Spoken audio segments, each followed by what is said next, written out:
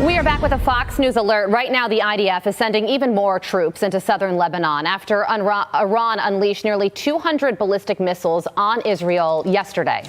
Nate Foy, live on the ground in Tel Aviv with the latest. Nate.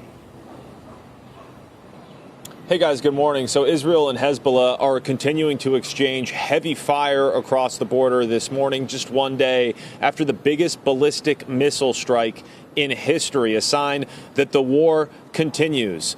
Just a really scary night last night across central and southern Israel as you see 180 ballistic missiles launched by Iran into Israel, many of them shot down by Israel's air defense and international partners in the region, including the United States.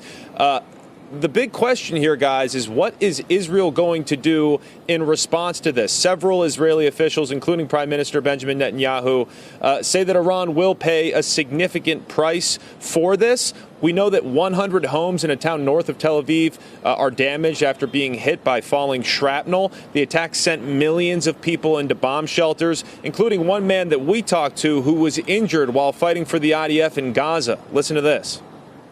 What happened with your injury? How you lost the lower part of your leg? Hamas terrorists shot on us an RPG, and I got injured. It's hard for me to look at it because in time like this, it's very difficult to deal with my situation and my country's situation. So. And he said that he was so calm because he was so confident in the country's air defense. But check this out, guys. Literally minutes before Iran's attack, a terror attack happened in Jaffa in Tel Aviv. Two terrorists opened fire on Israelis riding the light rail train through the city. Listen to this.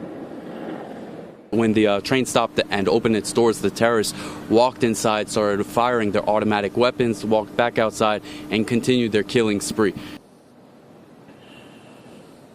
Take a look at this new video from Beirut. Israel continued its airstrikes in the Dahia neighborhood overnight, targeting Hezbollah's weapons facilities. That's the same neighborhood where they took out Hassan Nasrallah in an airstrike on Friday. And as you mentioned, as Israel continues its limited ground offensive into southern Lebanon, they are calling up additional troops to supplement the ones already there this morning as we await Israel's response.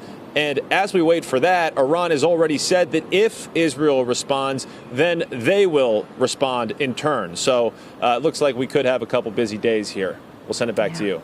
All right, Nate Foy, live for us in Tel Aviv. You are certainly right about that. Nate, thank you so much.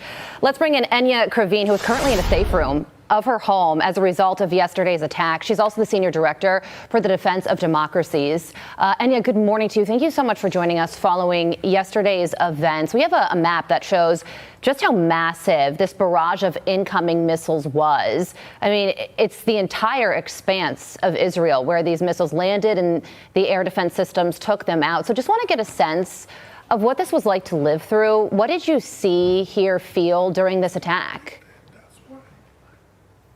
Sure. Thanks so much for having me.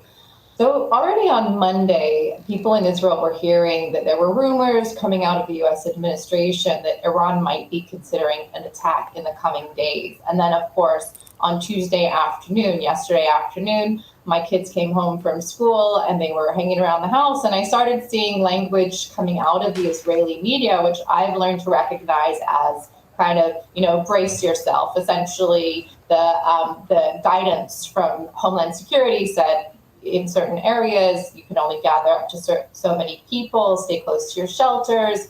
And then the language from the media started changing. And, the media plays a huge role when they have these attacks, which we've seen a couple times from Iran. There was one in April, and then, of course, the one yesterday. And the media starts saying things like, be calm. If there's a siren, go calmly to your shelter. Don't run. They remind people that most of the injuries happen on the way to the shelter. So at that point, I told my kids to stay close to the house. Daniel Hagari, the IDF spokesperson, came on the air and said, look, we're hearing rumors. We think something's coming, but there's nothing in the air right now. In other words, stay calm, proceed as normal. I started putting my kids to bed. And then just as we were sort of getting into the nighttime routine, my husband said, okay, time to get in the safe room. We all came downstairs, piled into the safe room, brought the dog in. and turned the news on and just saw this barrage, this unprecedented barrage of ballistic missiles over Israel's capital, Jerusalem, and Tel Aviv.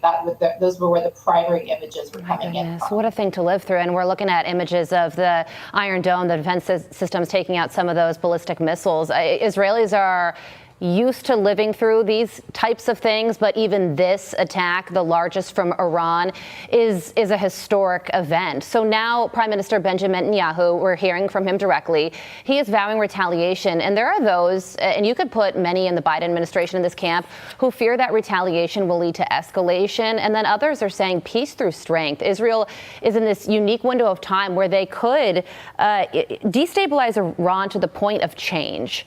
So what do you think about that? What will and what needs to take place moving forward?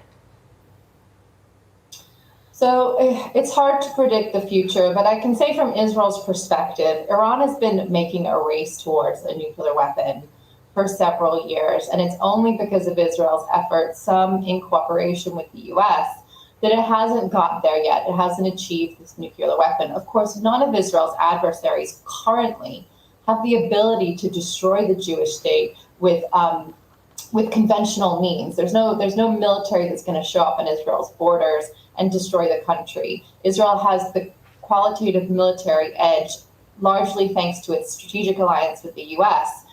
But that is where terror comes in. And right now, Iran's strategy for decades has been to surround Israel with Iranian proxies and to try to make life unlivable. And that is where the heart of the October 7th attack, that is what Hezbollah has been doing to Israel's north for the past year. And that is what Iran continues to attempt to do.